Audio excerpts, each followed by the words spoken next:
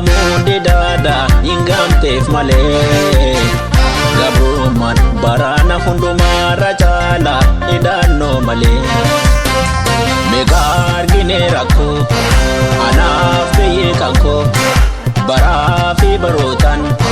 jiruu nutti addeessan Osoo afaan keenyuun afaan wallaalee malaa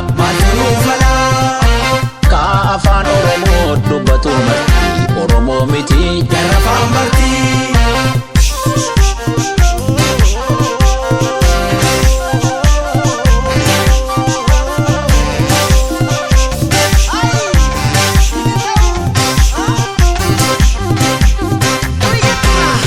Eboko karasa tucite gonfa malee namne nan karaa daddafe Eboko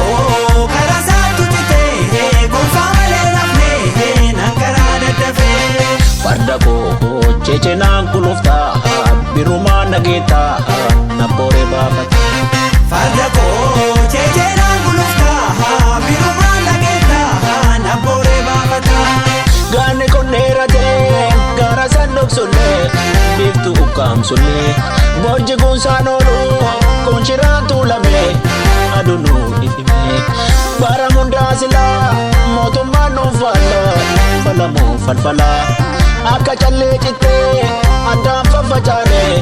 uufii wal caabsine Dhiisime menu dhiisime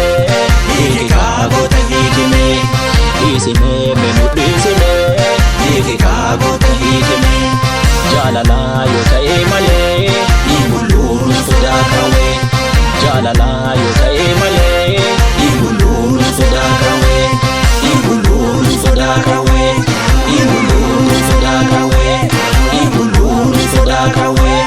Dhiibulluun sodaa kawee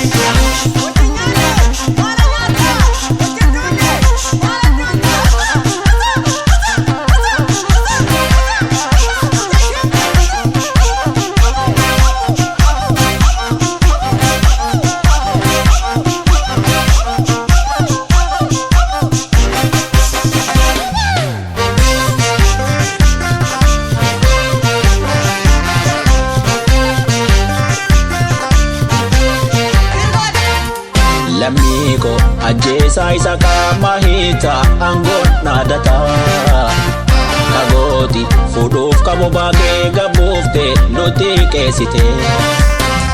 Samiillee ollaalee dachiillee gallaalee Lachuu daangaan qabdu absheer mirgan nabdu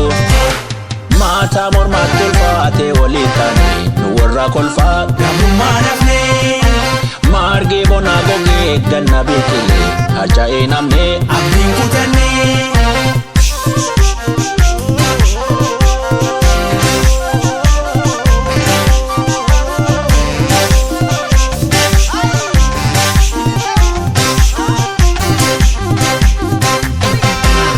Saba koo akka muka kufee qotoon nu baay'atee addaan nu fooyyate Saba koo akka muka kufee qotoon nu baay'atee addaan nu fooyyate Uummanni ammasitti ka'ee seenaa dhugaa kaas ija baasaa hidhee Uummanni ammasitti ka'ee seenaa dhugaa kaas ija baasaa hidhee Bineensi karra koo durarra dhaabbata afaan maacallifta Waraabeessa darbee sareen duttii ta'a haada maqnoo ka'a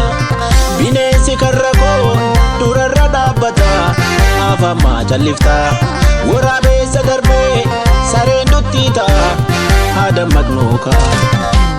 Gaaf kasaaba kosaantanii nuti yoomlee badhaatanii Dhiisime menu dhiisime dhiigi kaagoota hiikime Dhiisime